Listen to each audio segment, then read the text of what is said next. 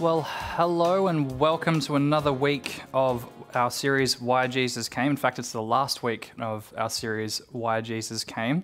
Thank you for all being here, either in person or for those online. Thank you for joining us online. My name is Corey, and if you haven't met me before, I'm one of the pastors here, and it gives me great pleasure to be here today to talk to you about why Jesus came. Just to catch you up on what the last two, parts of our series have been. One of them being Rachel. She came in and talked about how Jesus came to bring bring life from death. Oh, almost got that the wrong way around. She spoke about dying to oneself to live a free life. And her one big question, her one big reflection from that I took away from it was, in what way is Jesus bringing new life in you? Because he's brought new life from his sacrifice on the cross. And then after that, what came previous to this sermon, Ryan spoke about how Jesus came to destroy the devil. And it was about the spiritual battle that has taken place and is taking place. And the big question that I took away from that is, in what way is Jesus birthing... Oh, sorry, that was the last question. Does your faith operate from a place of victory or defeat? Because Jesus has already won. So does our faith operate from victory or defeat? Today, we're going to be talking about why Jesus came, and that is to restore us. Jesus came to restore who we are back to its rightful place. And before I get into sort of the biblical side of things, I just wanted to talk about the word restoration. Now, the definition of restoration is this: the action of returning something to a former owner, place, or condition. So it's about repairing, it's about repaying. Other words that it could mean as well as redo, recover, reconstruct, reproduce, and so on. It's a lot of words. It's about putting it back to where it was before. And I wanted to find a little fact about how many times it was mentioned in the Bible, and restoration is actually mentioned 136 times in the Bible. It's not the most times a word's been mentioned. In fact, I think and the is mentioned over 280,000 times, so it's a close second, I think. But it's mentioned 136 times. So restoration is actually, in fact, important. And I think that today I realized when I was researching this and looking into what restoration looks like through Jesus, I found that it was really important. Before we get into the actual passage itself, however, I just want to kind of bring us up to date with where we're at. So give us a bit of context on where we're at. And so we're going to be looking at John 21, but in the chapter previous, Jesus had risen from the grave. And Mary Magdalene had gone to visit Jesus and didn't find him there, and she was distraught because she could not find Jesus. But angels showed up and explained the situation, and then Jesus showed up and talked to her. And then she went and told the disciples, and then Jesus showed up there, but Thomas wasn't there. So then what happened was Thomas was like, oh, how can I believe if I haven't seen Jesus? And then Jesus appeared to Thomas and the other disciples again. And then he believed, and the famous line, "You have seen me and believed, but blessed are those who haven't seen me and believed," occurred. And so Jesus, after this resurrection, had appeared 2 times to the disciples already. And we're going to be talking about the third time that he shows up, the third time that he shows himself to the disciples. Now, at this point, as I said, he's already shown up. He's showed himself to the disciples. But at this point, the disciples have gone out and gone fishing. Now, if you recall, if you've read the Bible before and you know the story about the disciples, most of them were fishermen before they were in the service of Jesus. They were all fishermen, and they all went out and fished every day of their lives, and that was their calling on their life before Jesus came and called them to a different life. And so they've gone back to this. They've gone back to fishing, although it's not a good day for fishing for them. Jesus actually shows up and he performs another miracle. He performs the miracle of providing fish for the nets. In fact, the fish in the nets was so heavy that it was just rocking the boat around. And they came and brought the fish onto the land, and they ate it. And then when they finished eating, Jesus had this conversation with Peter. And this is what we're going to be talking about. We're going to be talking about restoration and what it looks like for Simon Peter to be restored back to his rightful place. And so in John 21, 15 to 19, I'm going to break it up a little bit. It's not a huge passage, but I'm going to break it up into little bits, and we're going to go through it bit by bit so we can kind of understand what's going on, because there's actually a lot going on in the background. So the first part of it, Verse 15 says this: "When they had finished eating, Jesus said to Simon Peter, 'Simon, son of John, do you love me more than these?' 'Yes, Lord,' he said. 'You know that I love you.' Jesus said, 'Feed my lambs.'" There's actually a lot going on in this little bit here. And so we're reading from the Gospel of John, and the author of John writes Simon Peter as a reminder of the fact that he is the rock of the church. So Jesus named him Simon Peter, so that he was the rock, the foundation of the church. But if you notice here, when Jesus speaks his name, he doesn't actually say Simon Peter. He just says son of John.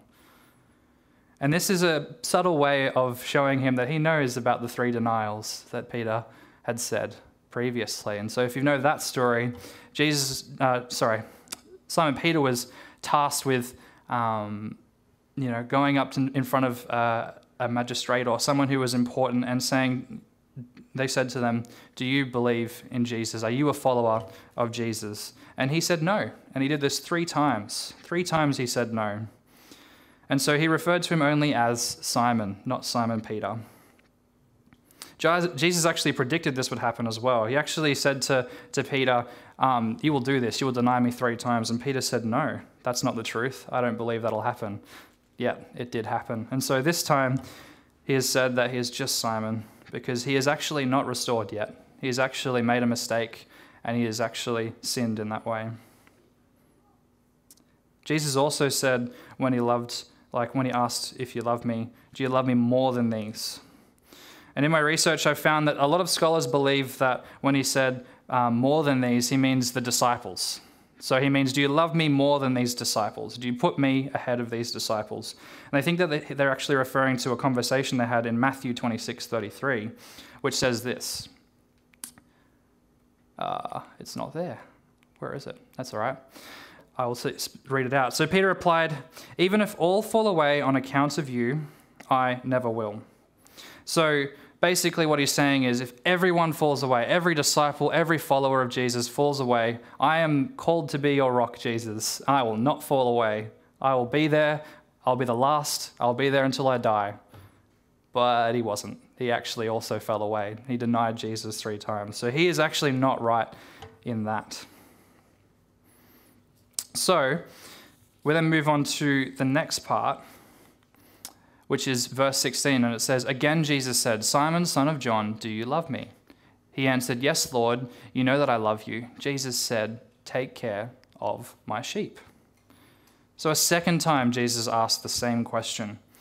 And in fact, it is the same question because Jesus used the same word for love both times. And this is the word that he used, agape. Can you all say agape? So agape means unfailing love. It means to put all of your love into this thing. Whatever it is, this is the first thing, top of the list. You love this. There's nothing more that you love more than this.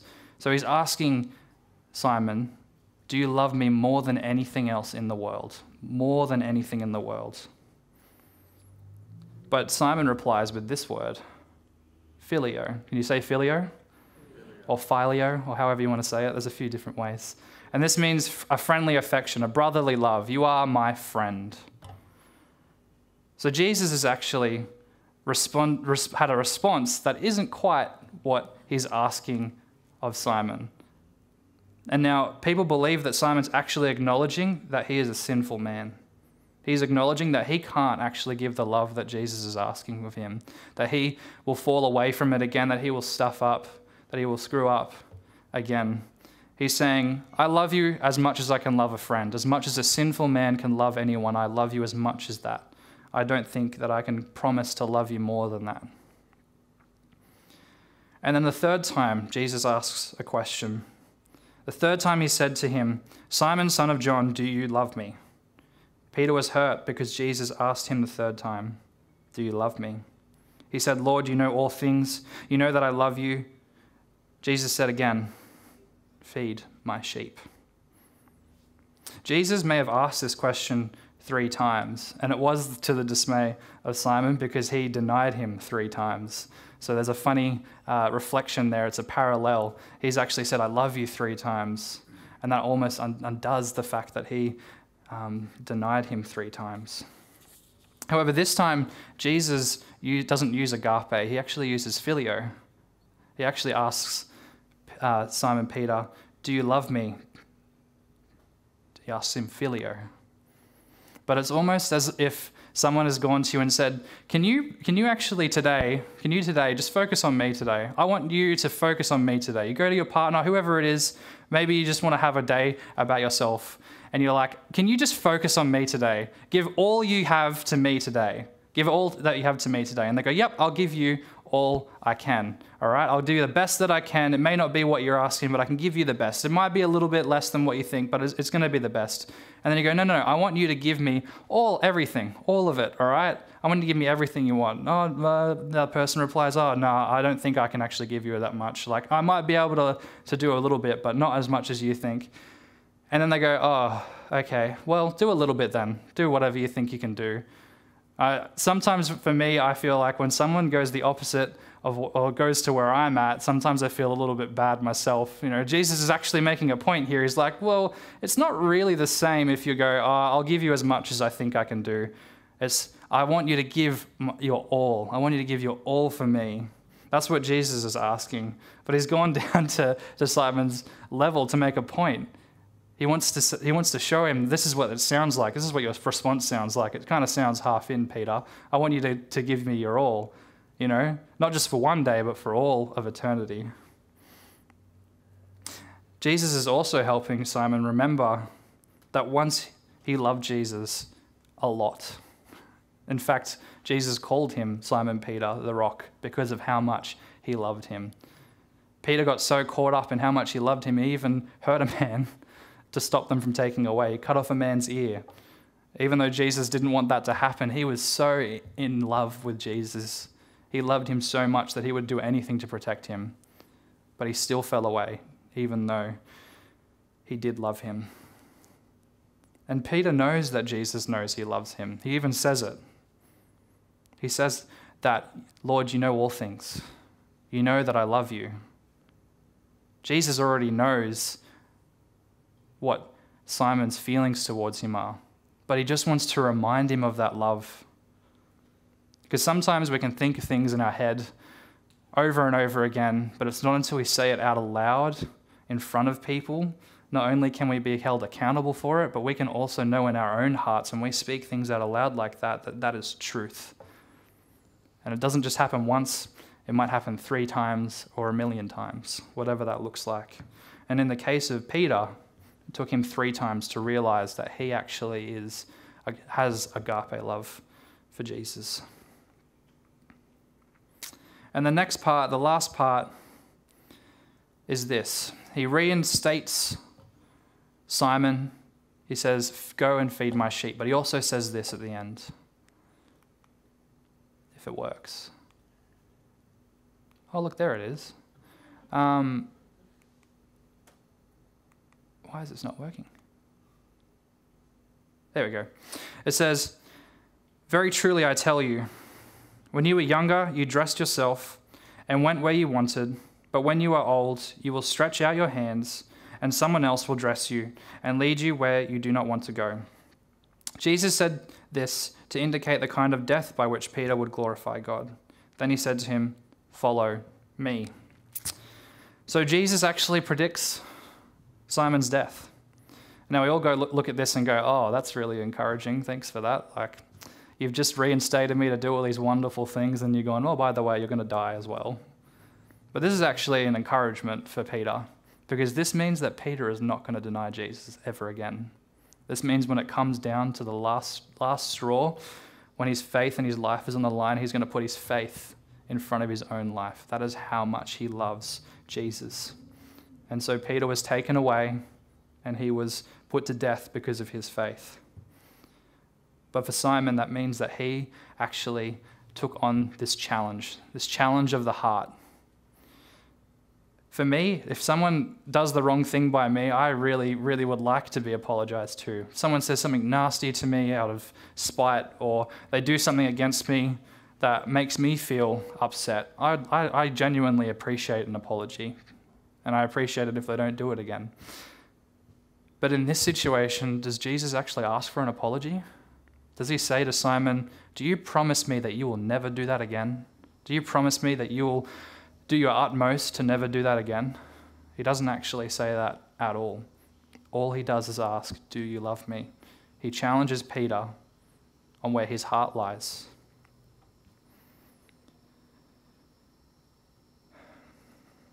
And so, not only does Jesus encourage him with the love that actually Simon has for Jesus, he actually helps him believe in that love. He actually encourages him that you will never do this again. I know that you will never deny me again because your love is so strong for me. And I am encouraging you in that. So, why is love so important for restoration? We've gotten to this point now where we know love is important. We can tell it's important. Jesus has asked for it 3 times. But Simon Peter's also been called to feed people. He's been called to go out and actually talk to people about the love that Christ has for all of us. Do we all not crave love? You can nod your head. It's nice to be loved. I think it's nice. I know for me, the idea of rejection is the opposite of love, and I've been through so much rejection in my life, as I'm sure you may have as well. Things like being at school in petty friendship circles and being thrown out of those places, or in the times where you've liked someone of the opposite gender or whoever it is that you like, and you want to be a part of that group, or you want to be a part of that relationship. You want to be accepted and loved in those places, but the rejection comes and it comes and it comes, and that makes us feel sad and upset and alone. God actually made us not to be alone. He made us to be loved. He didn't just make Adam, he made Adam and Eve. He didn't just make Eve, he made Adam and Eve to be together in love. He also wanted us to have a relationship with him, a loving relationship with him. He made us that way. Love is important because it actually helps us to keep going. In my life, I remember the worst times being when I was rejected. The worst times when I was rejected. Whether it was going for a job, that you're like, I need this job, I want to get paid money, I want to do the best I can at what I'm doing. I want to be able to say that I've done this, but I get rejected. I remember so many times when I left school that I just could not get a job, and that hurt a lot. I remember so many times when I was told what I was doing is wrong. What I was told, going to Bible college was the wrong thing to do. Well, most of my friends from school aren't Christians, and they just rejected me and told me to stop. It may look similar for you, but love is actually something that is really important for us. And this reminds me of a verse. It reminds me of this verse, actually, which we kind of quickly saw. Jesus is telling parables to Pharisees, and he's saying to them all of these different stories and teaching them all these new things. And one of them tried to trip him up. And it says this: one of them, an expert in religious law, tried to trap him with this question. Teacher, which is the most important commandment in the law of Moses? Jesus replied, you must love the Lord your God with all your heart, all your soul, and all your mind. This is the first and greatest commandment. A second is equally important. Love your neighbor as yourself. The entire law and all the demands of the prophets are based on these 2 commandments. Jesus calls us to love not only him, but the people around us as well. Just as he is calling Peter right now to lead that space. He's calling Peter not to just love him, but to love the world and the people that are in it. He's calling us today to make a choice. Jesus already loves us. He's already died on the cross for us. We know that we are loved, but the choice is for us to give agape love back, to give all of our heart. That is the challenge. That is what restoration looks like. It is to give all of our love to Jesus. I have a question for you. Where do you go when you fall? Where do you go when you make a mistake? When you sin? I know where I go. It's not always to Jesus. I know for me, I love stories. I love the big fantasy or sci-fi or just these magical stories that are just so far from existence that doesn't bring up any of my issues and my mistakes. At the moment, I'm actually rewatching Stargate, one of the classic 90s sci-fi TV shows, and I'm really loving it. It's super corny, it's terrible acting and everything, but I really love Stargate, and it seems like some of people like Stargate as well.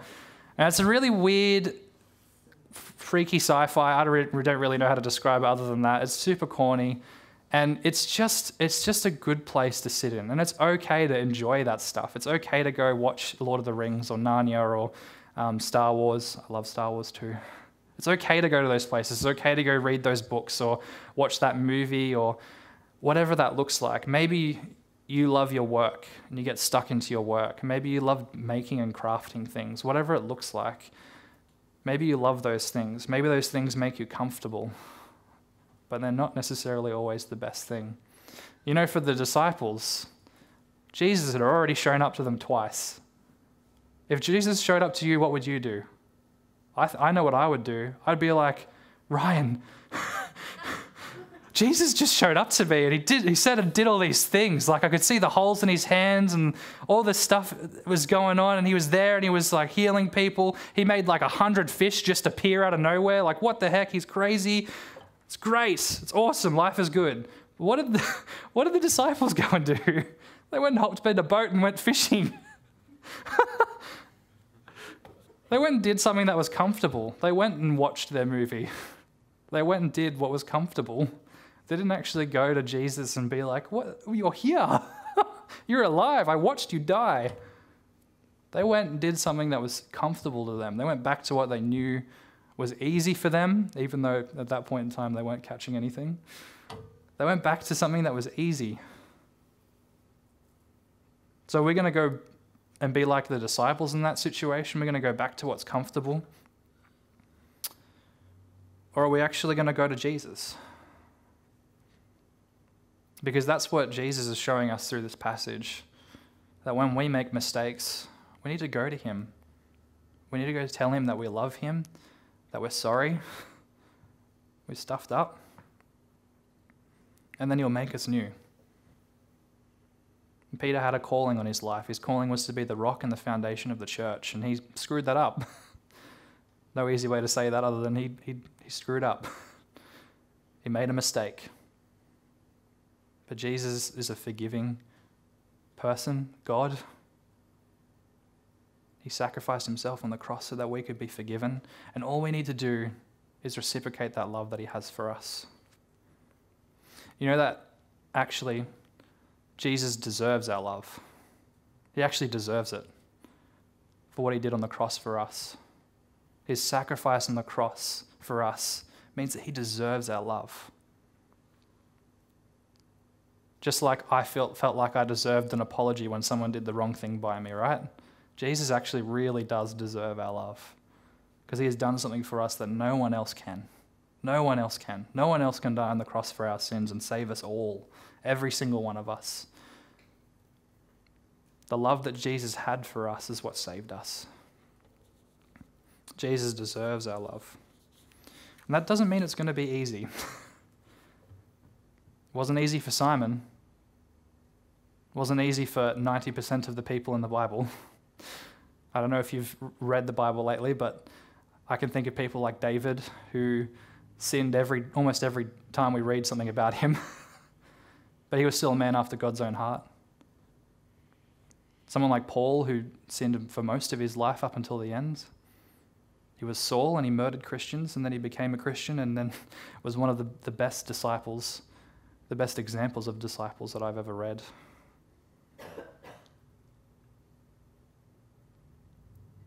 When we love Jesus, something happens to our hearts.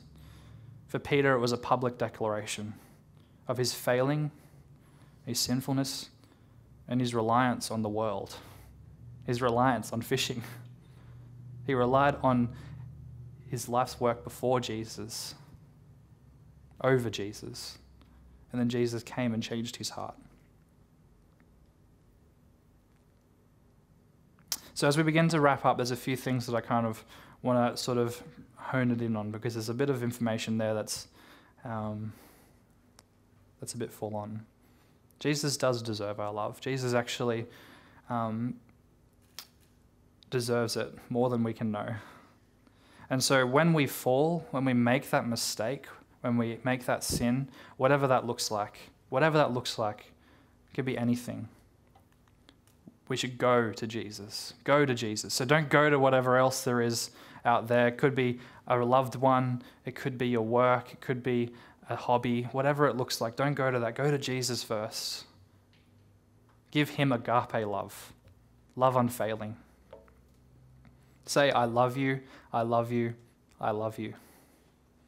3 times, out loud. Just do it. Might feel weird the first time and the second time, but it'll become more normal. Say it out loud. Jesus, I love you. Pray to Jesus. If it pops up, we'll see. Pray to Jesus. What does it look like to actually pray to him every day? Come to him, say, I love you, and then pray. Pray about what's going on in your life. Go find someone else and pray with them. Let them pray for you. Pray to Jesus. And the last thing is love like Jesus does. Not only love him, but love the people around you. There is a lesson in the way that Jesus loved on Peter. He didn't ask for an apology. He didn't ask for a vow of never doing this ever again. He just said, do you love me? He didn't make Peter promise anything. He didn't make Peter do anything. He just asked him a simple question, do you love me? And so when we are called to love people like this, to love people like Jesus, it's not going out of our way to say, hey, you did this and I want to hold you accountable for it. Say sorry. It's about going, hey, I really value you, and I hope you value me too, and I want you to know that. And if you're listening right now and you haven't accepted the love that Jesus has for you, whether you've known him for a long time or you're just starting to get to know him, I want you to know that that's okay. That's okay. We all go through it. There are times where it is really hard to be a Christian, to follow Jesus. But Jesus still loves you, regardless of that. When it comes to restoration, it's up to us to love Jesus, and we will be restored. We don't have to rely on the world. Jesus will set you free in that. He will reconstruct you. He's already paid the debts. There's nothing that we can do that'll undo what has happened. Jesus does that. He has the power to do that. So I'm going to pray a prayer that I've written, and you're more than welcome to take a photo of it because I'll put it up here. But I also encourage you to write your own prayer, one that you can speak out aloud, one that you can do with your family or your friends, one that you can do out in public even, if you're so bold. Because that's what Simon did. He said, I love you to Jesus in front of all the disciples. And he bared that sin in front of all the disciples. And so I've written this, and I'm going to pray it now. And then if you want to, you can take this prayer and change it to your own, or you can write a brand new one, whatever it looks like. You can even use this one if it's what you would like to use. But this is something that I wrote down when I was thinking about what I would pray if I wanted to pray that I loved Jesus. And so I'll pray it now for myself, but if you want to pray it for yourself as well, go for it. And so, Lord Jesus, I love you. I love you. I love you. You are the Lord of my life. Thank you for restoring me. When I fall, remind me of your love. Lead me towards you in my darkest moments. Lord, help me stand firm in your love so that I may know your restoration. Lord, may I never deny you, and may I love you above all things. Amen.